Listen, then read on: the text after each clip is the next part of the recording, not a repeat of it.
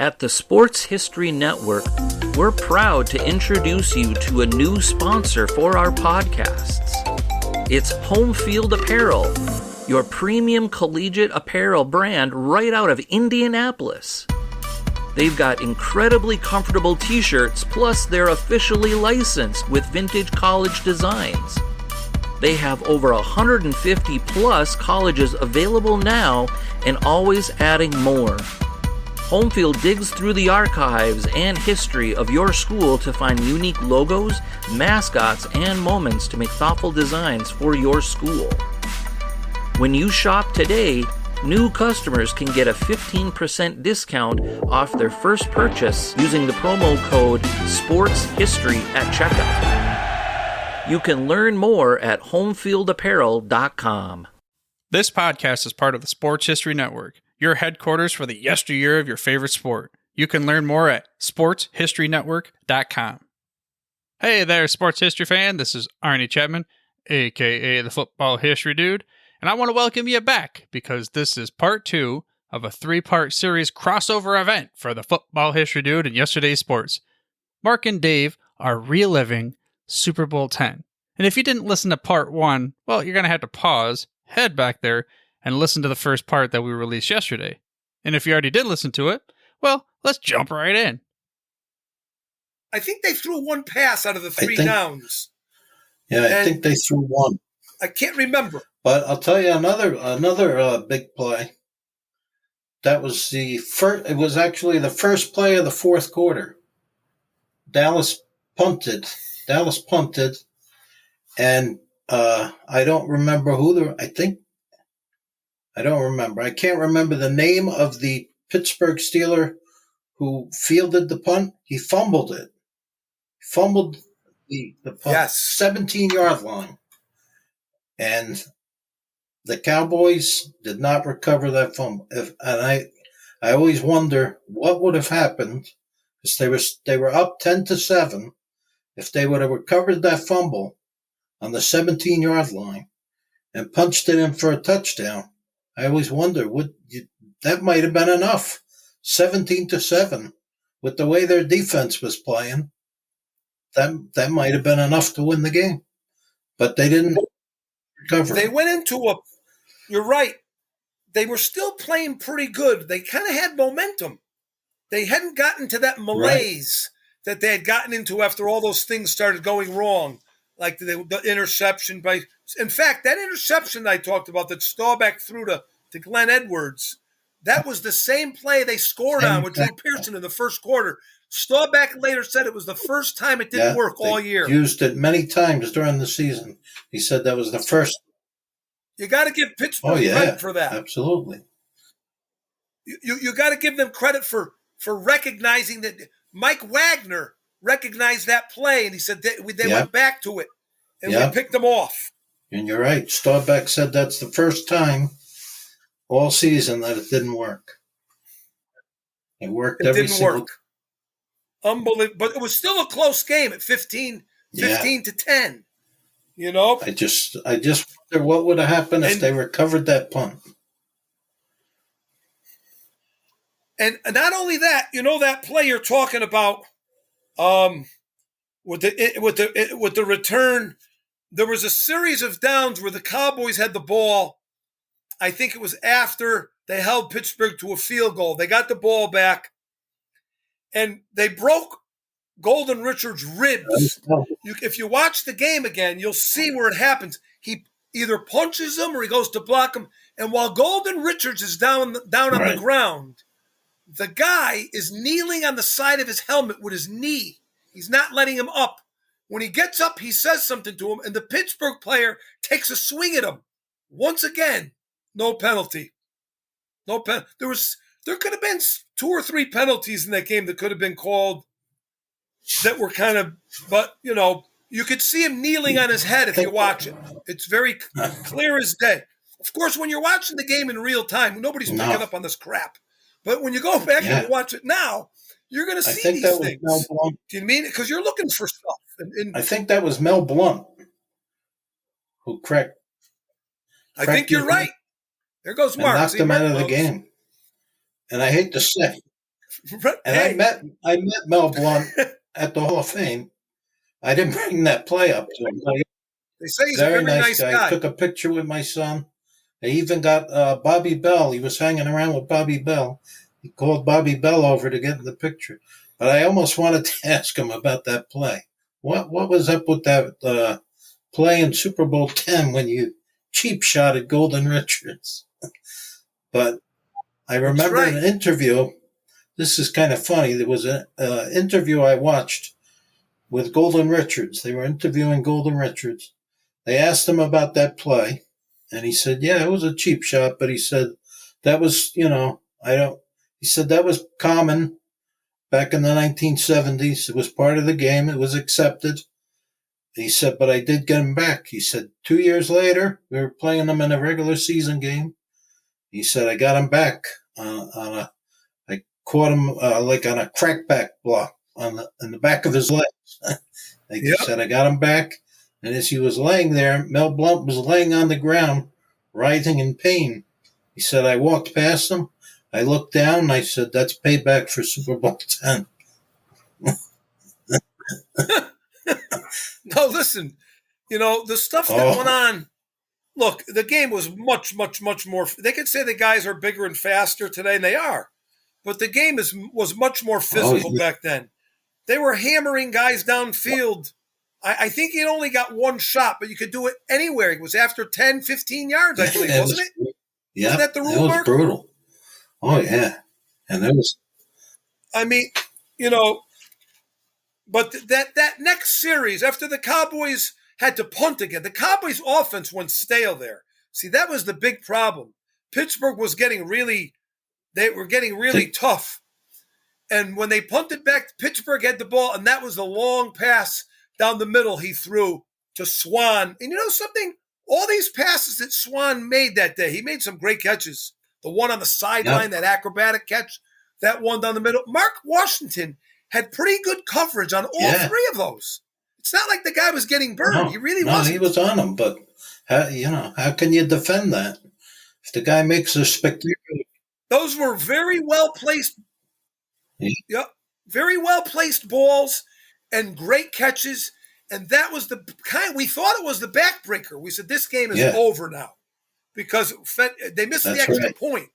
So at that point, it's 21-10, and Pittsburgh got all the momentum.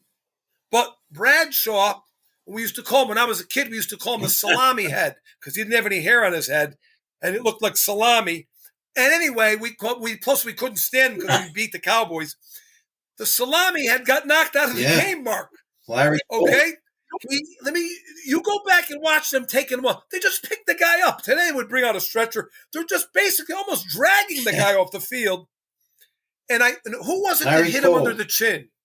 Was it Larry Cole? Yep. Hit him right under the chin. Tremendous. Took him out. Concussion. He didn't even know where he was. I think Bradshaw has said. He was pointing to the side of his head on the sidelines. You go back and watch it, and he's telling them, like, either he couldn't hear or his ears were ringing. Maybe he was telling him, but you could see it. He was done for I the remember day. hearing him say that he doesn't even remember the last, after that, he doesn't remember the rest of the game. He doesn't even know what happened. But you're right. They didn't even take him in for anything. He's just sitting on the bench, completely knocked out. Like, they didn't even take him into the locker room or nothing. Unbelievable. No, it was tremendous, actually. Well, people go, what do you mean it's tremendous? No, I don't care. It was tremendous back then. You know what I mean? It's not like that anymore today. And then, like you said, Dallas got the ball back. 21-10, we think it's over. 21-10. It only took them 5 plays. Staubach got sacked on one of those. Of those 5 plays, he got sacked on one of them. The other 4 were all... That's right. The other 4 were all completions. And they got a quick touchdown. They went right downfield. Bing, bang, boom, like it was nothing. And then the same guy, the same Steeler fan that I was debating with, who was knocking his own kicker, I said, your kicker saved the touchdown, and you complain. He put his body on the line, and you're complaining that he missed a couple of field goals. So now the same guy's debating with me that, well, the only reason Dallas scored that late touchdown is because the Steelers defense went to sleep. I said, you got to be kidding me. I said, Chuck Noll, your coach is Chuck Noll. Nobody goes to sleep. Chuck Noll was no different than Landry, Vince Lombardi, Don Shula. Those guys, if you didn't give 100% effort with those coaches, you go to practice the next day, your locker's empty. You'll find an empty locker, and you'll have a ticket to get on the bus because they don't put up with that. So I don't know. And you'd get pulled out of the game. Pulled out of the game. So this guy's trying to tell me that the Steelers defense went to sleep. No, Staubach did what he always did. That's why they called him Captain Comeback. Captain Comeback. Yeah, he took him downfield, Mark. And let me ask you this, because I've been dying to ask you all week. When they kicked off, they did an onside kick. I know they were kind of running out of time. I think there was only a minute and 50-something seconds at that point. The onside kick, yeah. Do you think, what if they kicked the ball away? In other words, what happened, we didn't know this, Arnie, but when the Steelers came onto the field for the offensive series, Bradshaw did not come out. Out comes Terry Hanratty. He threw 7 passes the whole season, I think. Oh. And so now, Pittsburgh, instead of having the ball maybe on the 20 or the 25-yard line, they got the ball kind of up near midfield. That's where they got it on the onside kick. And what happened was one of the craziest scenarios. I think they gained 2 or 3 yards out of the first 3 plays. And when 4th down comes up, Arnie, everybody's expecting him to punt, pin the Cowboys way back. They go for it because they claimed that they had a lot of problems with the kicker and they didn't want to risk a blocked kick and all this stuff. And so they figured, well, we'll go for it and we'll just rely on our defense. And people couldn't believe it. They needed, I think, was it 8 yards, Mark, or 7? It wasn't even close. They got 2 yards. It was 4th and 9, and they got 2 yards. But like you said, Chuck Noll didn't want to punt because they had a lot of problems. They were having a lot of problems, and there were several punts that Dallas almost blocked in that game. He didn't want to risk it. Correct. He did not want to risk it, so he relied on his defense. The other thing, Mark, is going back to the kickoff. If they did kick away and they held them like they did, think of the field position Dallas would have had. Do you know what I mean? And they ended up getting pretty good field position anyway because they stopped them, but they might even have been able to go for another. They would have had to punt. They wouldn't have been able to give the ball up down at the 25-yard line. They would have had to punt. But I guess the onside kick was the most logical thing to do. But they got the ball back, and this was terrible. And I know you're going to agree with me. The Cowboys had a minute and 22 seconds left. So that's 82 seconds.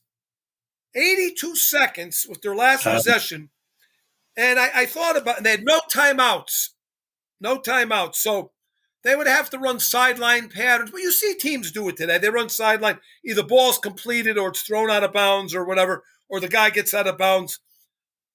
But with 82 seconds, I would think you should be able to get probably at least 8 plays around there. That's 10 seconds of play. That's actually a lot. They only ran 5 plays. The one play that bothered me was Preston Pearson catching a ball and then inexplicably turning inside instead of getting out of bounds. He runs towards the middle of the field. I don't know what the hell he was thinking. There was no time. Why did he get out of bounds? He was usually a very smart player, usually a very intelligent player, but I don't know what he was thinking there. Did he forget about the clock? That's the guy, Arnie, that came from Pittsburgh, by the way. Anyways, look, I don't know. I watched the 5 plays they ran. I'm thinking, even my buddy Angelo, he's a big 49er fan. We've watched the end of that game. Angelo is a sharp guy. He picks up on stuff quick. And he said to me, he was the first time he ever watched the full series of that. because he was living in the United States when I don't even know if he moved here in '83 from Italy, but he's sharp. He's a sharp football fan. He said to me, that was terrible clock management. And I said, you're right. It kind of was terrible clock management. Those last 5 plays. There was a scramble in there. I know. Right? There was a Staubach scramble. Right. They rushed him again, and he had to scramble. And I think he gained about 10 yards, but he wasn't able to get out of bounds either. Those plays. No, he wasn't able to get out of bounds. And there was no sense of urgency. That's what I was looking for. Like, they were just they didn't call like 2 plays in the huddle and just right back up to the line. They were like huddling up. And I was like, what the heck is going on? Even when I watched the game when I was a kid, watching it, as a young guy, I was like, what the heck is happening? And then, they ran a couple of plays downfield. One of them hit the guy right on the helmet. If you watch that play, if he had been maybe a yard or 2 further back, he would have caught that ball. Just a yard or 2. Arnie must be saying, what the heck are these guys? These guys are talking about stuff that happened 50 years ago. We're still not over. It was a tremendous game. It was the first very exciting, Super Bowl V was exciting, but it was sloppily played. I'll say it again. This was the first really well-played, very close Super Bowl. That Percy Howard. Watch really that play with Percy Howard, where it hits him on the helmet. Percy Howard, Arnie, caught the touchdown on the drive before. Was that his only catch all year, Mark? It might have been his only catch of his career. I think he was only there for a year or 2. I think that might have been his only catch ever. Absolutely tremendous. Touchdown in the Super Bowl, and then the next year he was gone.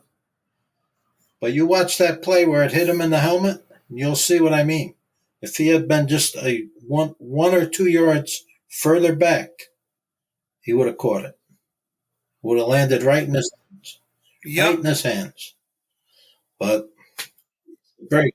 Yeah, no. Then the final play of the game, Staubach tried to pump to the middle, and then he threw a ball, and I think Mike Wagner picked it off in the end zone. It ricocheted off of somebody. Yeah. I think. And the game was over. And it was very disappointing as as a young guy, you're watching it, and the season was so surprising. What was their regular season record that year? 10-4. 10-4, and they took Pittsburgh down to the wire in the Super Bowl. It was a great game. It was, I give Pittsburgh credit. They got through some things in that game, and they got through it, and they ended up winning. Pittsburgh's defense played tremendous. It was really quite a defensive battle, that game. The defense. And Joe Green was not healthy. Right. I think after that, he had an injury. I forget what it was. I can't remember. A shoulder injury. I mean, he was losing. His arm was going numb. He was never quite as dominant after that injury, I don't think. From 1969, I think his first season was 1969. For his first 7 seasons, he was the most dominant defensive lineman in football. And then after that injury, although he was still a great player, don't get me wrong, but I don't think he was ever quite as dominant after that injury. And he started to get a lot. Yeah. That's why when people ask me, a lot of times they'll ask, who are your best, who do you put in your top 5 defensive tackles? I always put Lilly and Olsen as my top 2. And then they'll say, what about Joe Green? Hands down. They always say, what about Joe Green? The only reason I don't put Joe Green in the same category with those 2 guys is because a lot of injury. He wasn't as durable. Not that that was his fault, but he just wasn't as durable as Lilly and Olsen. Those guys hardly ever missed a game or a play. Look, Yeah. What people don't understand is Lily retired in 74. Right. Lily's on the 1960s and 1970s That's right. all-decade teams. The guy had played half the decade, and he still got on the 70s. That's how tremendous he was. But people have no idea how tremendous Bob. They don't even get it. My buddies to this day, they always they go, they try to get me going, and they go, oh, look at this, look at this Reggie White. Oh, he was as good as Lily. They just want to try to push my buttons. Look, I don't care. Listen to me. We laugh about it because they know I'm going to laugh. I'm going to get mad. I laugh. Lily was like Landry said, there'll never be another, but he was like a man among boys. And even Staubach said, when we went into those meetings and we watched game films on Mondays and Tuesdays, whenever we watched them, people were, look, I would make a good pass and people would say stuff. He goes, but they were absolutely oohing and eyeing at Bob Lilly. They were in awe of it because the guy was so quick off the ball. No, you couldn't get into him. He didn't have any long range speed, but his speed 10 yards or 15 yards this way and that way were just absolutely phenomenal. And he was such a strong guy. And, a lot of that, he didn't pick up any weights. Dan Reeves talks about it. He said, Lily, if you looked at him, you'd think he was the last. He had no muscle tone whatsoever. Okay? But look, a lot of that stuff was, Lily wrote a book, and in the book he talked about his father pulling an engine out of a car because the hoist was broken. Do you understand that? So you can chalk it up to that. You could chalk it up to genes, whatever you want to chalk it up to. Farm work, right? Whatever it was. You watch him against these, and this was a guy not sometimes double teamed like these guys today. They go, he gets double teamed. Oh, please, these guys get double teamed today. One play out of 20. It's a joke. This guy was getting double teamed almost every single, sometimes triple teamed. He was the first guy really to get triple teamed. He was like Landry said, and he coached a lot of them. He coached Staubach, the greatest player I ever coached. He called Lily, and he was that good. You could go back now and look at some of the clips.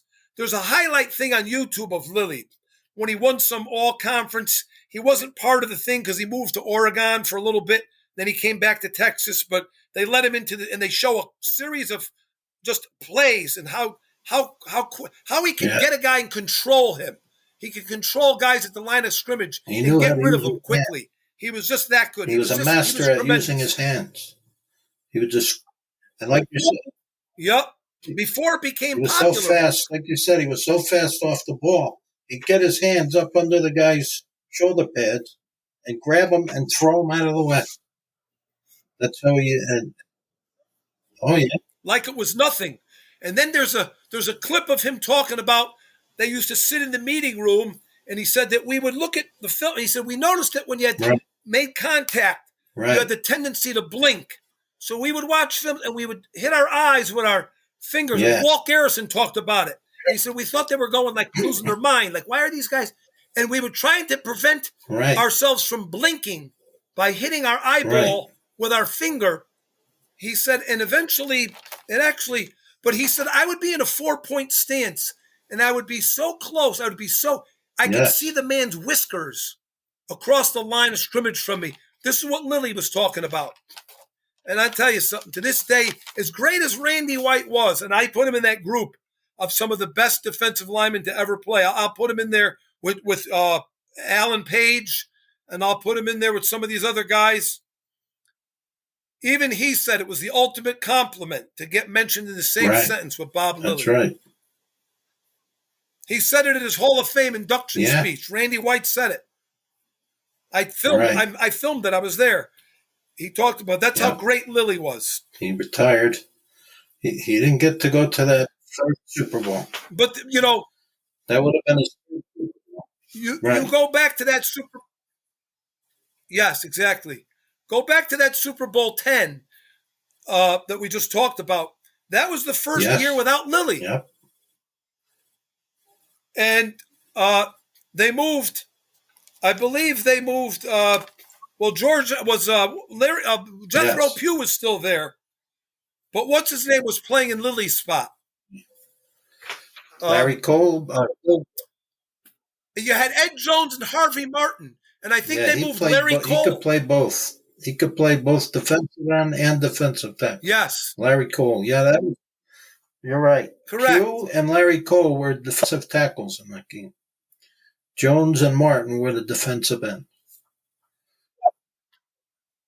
Yes, and what happened was they would take Larry Cole out on third downs, if you notice, and they were bringing Randy White in as a linebacker, and he was rushing from an upright position on the end.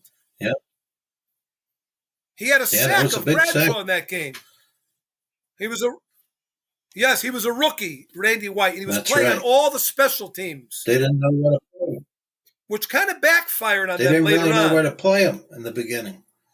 Because in college, he played defensive end, right? But he wasn't that big. I think when he came into the NFL, he was only about 240 or 245. So that's why they said, linebacker. He was supposed to replace Leroy Jordan, that middle linebacker.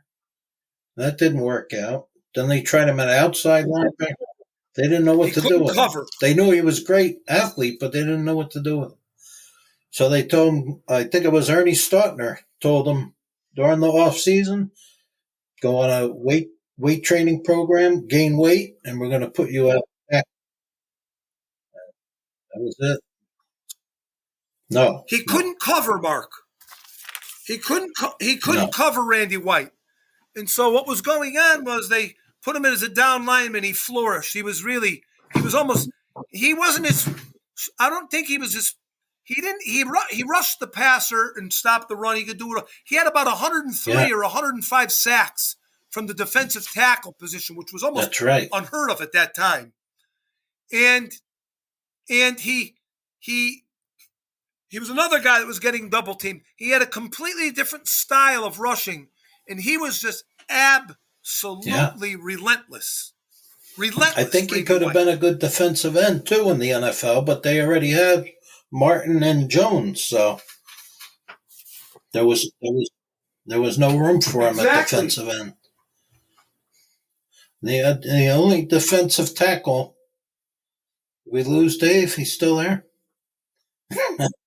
Oh, all right. Yeah, no, I'm here. I had to check on something. I thought somebody was at the door for some reason, but I heard it's the wind and the rain. It just started raining like a crazy thing, but Randy White was absolutely, even at the end of his career, he was still kind of the last 2 years, not so much, but 1987 and 1988, he was still playing halfway decent. The offensive linemen started they were all weighing over 300 pounds. So I don't think it was just age, towards the end of his career. I don't think it was just age that caught up to him, but these offensive linemen were outweighing him by about 50 pounds. That's when the guys from the Redskins, the Hogs, Joe Jacoby and all these guys were weighing 315 pounds. No, you're right. He said he used to go up. He said the guy that gave him a real hard time was Bob Young. I used to talk to him about that because he said to me, Bob Young was one of these 300-pounders where, you'd have to hit him up under the chin. You couldn't even move him, And he had speed. I could get around him, he said, but these guys were really, really tough. Landry would show the clips on Monday, and he would say, you got to tackle him. You're giving up too much on first down. You got to get him on the line of scrimmage. He goes, you could always tell when you had a bad game. He called you by your last name instead of your first name. So Landry would play he said, and he would play it back over and over.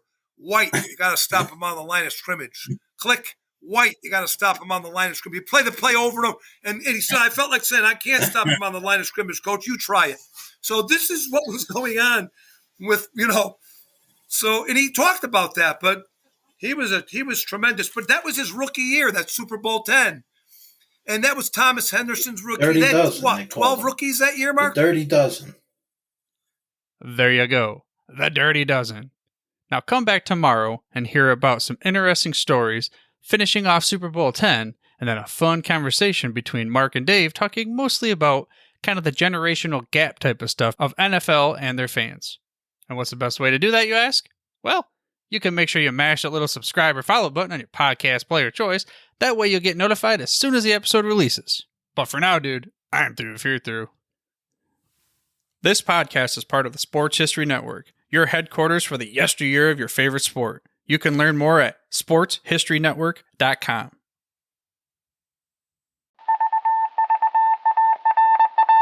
It was just another ordinary day in the offices of the Pittsburgh Guardian newspaper circa 1924. But for Marla Delft, assistant editor, everything was about to change. For she was about to discover the awesome attractiveness of Row 1 brand retro sports paraphernalia items thanks to Orville Mulligan, sports writer. And there it is. Wow, Orville, that's really the bee's knees. Isn't it just? A poster-sized replica of the actual 1909 World Series program cover. I can see that. But where did you get it? And where'd you get it framed? I ordered it from the Row 1 website, where over 6,000 items of sports memorabilia from the 1880s to the 1990s are available for reproduction, in multiple sizes and in several different materials, with over a dozen styles of frame to choose from for prints like this. Well, I'm sure Mr. Delft would love to put up more of these in the office. But I'm equally as sure they're beyond this newspaper's budget. Not at all, my dear Marla. See for yourself. Go to sportshistorynetwork.com/row1. sportshistorynetwork.com/row1. Oh my, these are good prices. Oh, and look at this stuff. Oklahoma-Nebraska football, college basketball art, Michael Jordan items. And so it retro was that sports Marla Delft advertisement discovered the placards. splendiferous magic of Row 1 sports memorabilia, arts, and prints. You can too by visiting sportshistorynetwork.com/row1. That's ROW1 today for access to the full Row 1 catalog of gallery prints and gifts like t-shirts, long-sleeve shirts, telephone cases, coffee mugs, blankets, pillows, towels, and even shower curtains. Act today for 15% discount off all prints with coupon code SHN15 and 20% off all other items with coupon code SHN20 at checkout. And keep your dial locked to the Sports History Network for the exciting chronicles of the 1920 sports world in Orville Mulligan, sports writer. Coming soon.